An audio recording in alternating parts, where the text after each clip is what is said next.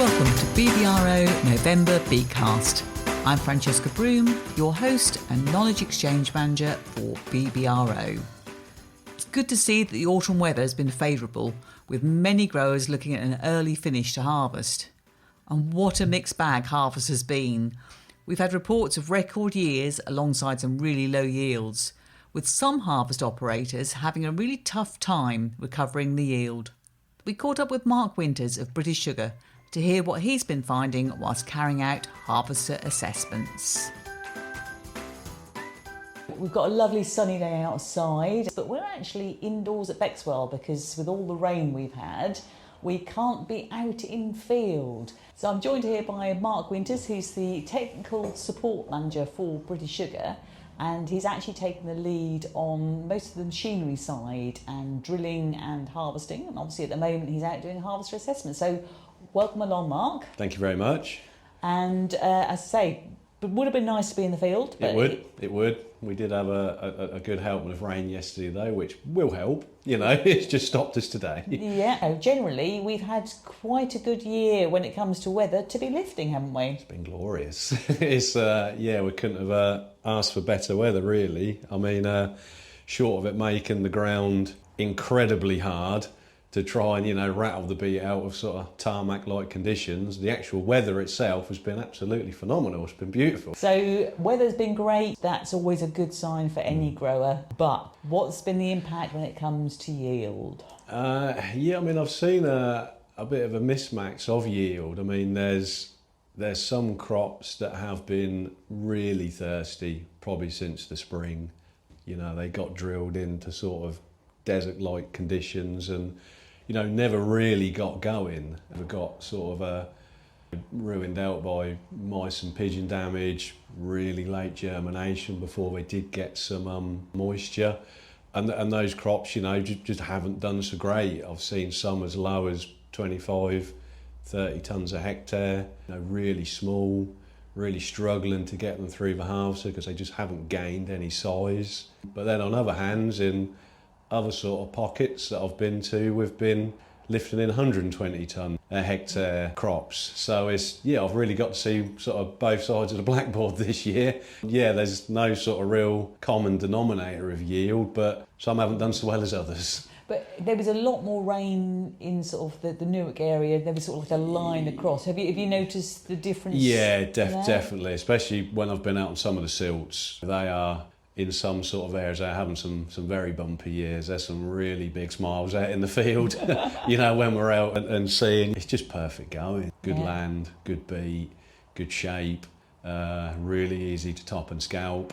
So there has been some much dreamier conditions than maybe some of these guys that have had the lower yields with the top had gone flat. They've had a bit of secondary growth. It's just made it really difficult to harvest in the hard condition. And your role is doing the harvester assessments. Yeah.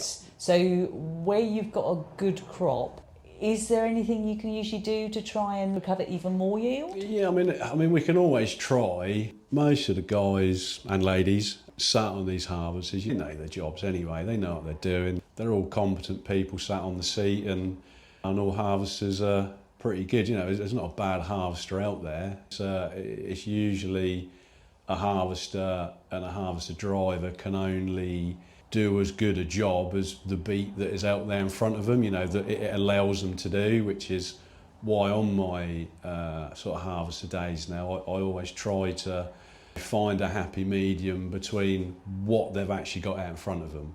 Are they getting a fair stab at what they're doing? If they are, we can sort of pick up a little bit more yield, then we have a go. But if they're working at the absolute max, then we say well done and good job. But on the whole, I try not to be out there telling them what to do and how to harvest. I'm more of that extra set of eyes that you don't always get. So what are the key elements that you're looking for when you actually go out and see the harvester? I mean, when I go out, I'll dig a yield. So, I'll actually see what we're working with, what we've got. And then I can pick up some weights behind the harvester, and just have a look at what they're losing, where it's probably coming from, Is it beet that they're missing? Is it smashed up beet out of turbines? What sort of beet is behind them, if there is any? We weigh it up, figure out a bit of a yield loss. Then I'll do a clamp assessment as well. So I'll look at things like the root tap snap. And I can gauge from the size of the snap on the bottom of the bit of sugar beet, again, what sort of yield are we dropping by how much root we're losing. And then at the harvester, you can usually sort of have a look and is there as much root snap in the field as there is at the clamp? Has it happened in the trailer? Is it smashing off through the harvester? Other things, if you've got lots of like bits of beet laying around, have we got a bit of an issue at the turbines? Are we dropping some out the cleaner or out the share? Just, it's nice to be that extra set of eyes for them because, you know, they are sat on a massive bit of machinery.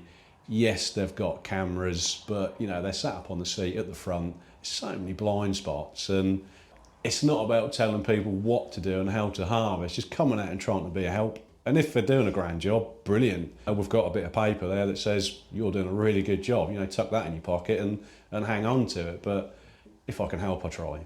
And you mentioned there about damage within the trailer. Obviously, when you're harvesting, it's a team event, isn't it? You've got lots of people involved. Yeah. So do you look at the wider aspects of how they actually tractor and trailer go and how they... I do, yeah. I try and build a complete picture while I'm in the field. The field and crop presented to harvester, how the harvester's performing, but then, you know, as per, the trailer drive is just as important part of the cog, even down to their clamp building. If they can build a good, nice clamp, not full of ruts, losing beat in wheelings that then clean a load of drivers can't come and collect up, it's just as important. I like to involve them as much as I can because they're part of the team and it's important that they're there and doing a good job with the harvester at the same time. So. And what is the current stance on clamps? I mean, are we looking at more longer term, short term? I think a lot of that at the moment is maybe coming down to the green top. I think with the nature of how the season has started, clamps have been moving pretty quickly.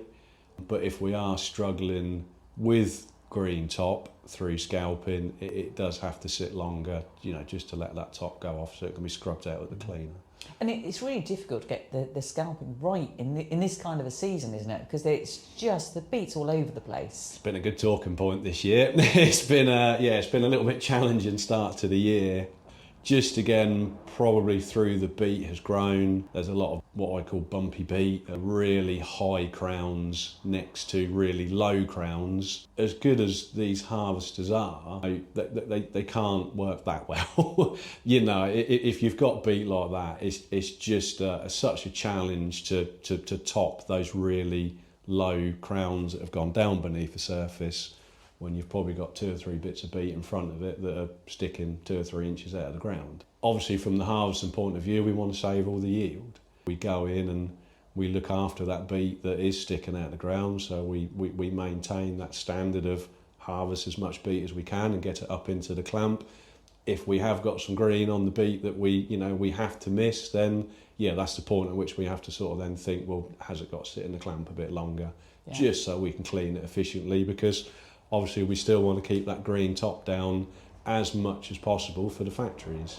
You know. And normally if you've got a little bit more saute with it, that can also help when you're sort of getting it in to knock that green off. It can, yeah, you know, I mean, there's not been a lot of sort around to float around through harvesters this year, but it does help to get that beet into the harvest and flow a bit better. You can sometimes be a little bit more aggressive with it then through the harvester to try and scrub a bit of top off, but it's just not been there this year. The beet is coming out so clean and nice, and you know, you've got to be a little bit more gentle with it to get it through. So yeah, but we'll get there, we'll get around it. But you can see the dividends in that, because by reducing the amount of top that's going in, we can improve the sugars, and that's really been seen this year. 100%, and it's massively important that we try. The scalping standards haven't changed, they've always been there. We like to have this green top off. Get as near to it as you can. Let's not sacrifice yield, but realistically, try and get as much green top off as you can. And I'm not saying you've got to go and stick your topper down in the ground and dig for beet with your flails and, have your scalpers running beneath the surface, because, again, we're just going to sacrifice yield. Yields generally are good. I know sugars across the factories are... Sugars are really good, yeah. 17, 18s, aren't they? They are, yeah. That's great to see. So it's looking like we're going to have a pretty good year there. Yeah. And this year we had people trying to drill into just such dry seed beds. It was, I mean, because I do the drill evaluations as well, and I don't think there was a drill evaluation I did through the spring where we were drilling into soil with much more than sort of 20% moisture at the seed. It's enough to get it going, but the rain just didn't come after. And have you been able to do like the drill evaluation and then the harvest evaluation? I've been trying. On the same places, yeah? I've been trying. I've bagged a few up this year. Can't be everywhere at once. Always seems to be everybody goes to the field I want to be in on the same day. Yeah. It's interesting to see how it does equal out at the end of the year as to how it went in and in some cases how it didn't grow. Yeah. Do you find there's enough harvester contractors out there? There is. There's plenty out there lifting the beet. It is always maybe a bit of concern that there isn't maybe the new breed coming in. A lot of people that I come across sat on the harvesters are, careful how I say this, of the older generation. Very experienced. Very, very well experienced, yeah. When some of these do decide to hang up the keys and say, all right, I'm done, I do sometimes wonder who's going to plug all them gaps. But that's something that you're potentially able to address. So I know in 2026 you're planning some harvester sort of training days, aren't you? We are. You know, if people do want to come along and are looking to go into harvesting or have had a season on it and want to come and have a look, you know, we do it in conjunction with manufacturers. So, you know, you get some good info from us, but then you also get some good info from the manufacturers. Yeah. And an opportunity to drive different harvesters as well when you do that. Yeah, it is, yeah. We always try and have some kit there, and obviously with the manufacturer guys there, they can go through the new things and old things maybe on the harvesters, and just keep everybody up to scratch and clued up with what's going on. So I do think that's probably one of the biggest barriers to someone coming in is to be able to go out and contract, you need to know your stuff. 100%. 100%. Gone are the days where you can say it's just someone sat up on a seat. These harvesters are really complex bits of kit to drive, set up.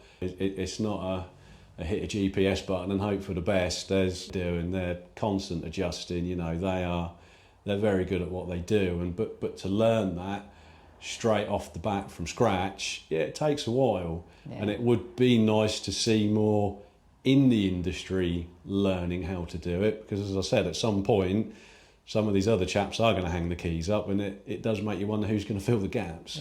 Well, there's an opportunity there for someone who's perhaps looking for new string to the bow as such. Yes. You've obviously had quite a good background in engineering anyway, haven't you? So were you new to sugar beet harvesting when you grew, or the sugar beet machinery? No, I was very lucky really. I had a big chunk of my working career worked for a company standing engineering, so I had a good introduction for a lot of years in sugar beet with Halma, and then after Standens I was then working direct with Halma as well, modelling with a lot of other manufacturers of beet harvesters then as well in the same fields, and it was good. It was solid background in beet and potatoes really, so good root crop background.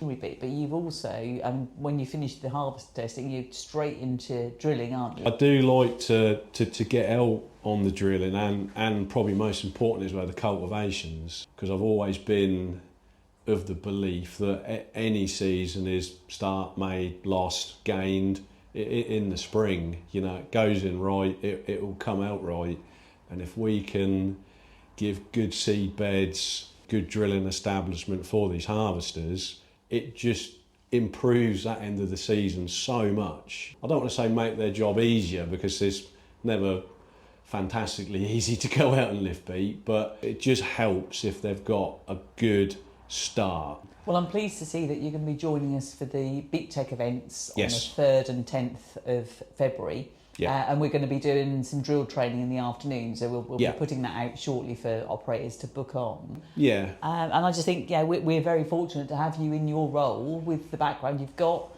and clearly making a difference to growers and supporting them on field. So I keep trying. trying. Keep at it. And I said we'll look forward to catching up with you again at the BeetTech events in February. But I know you have got some fields to get to later on. So I have. The sun is out. I do think there'll be some harvesters rolling this afternoon. So, lovely. So thank you ever so much for your time, Mark. Thank you very much for having me. If you'd like Mark to assess your harvester, please speak to your contract manager. You can also catch up with him at our February conferences, held at the Norfolk Showground on the 3rd of February and Newark Showground on the 10th. Both of which will be followed by a drill training session, led by Stephen Aldous and supported by Mark Winters himself. You will also have the opportunity at these events to meet a number of the drill manufacturers. That just leaves me to say, keep safe and thank you very much for listening.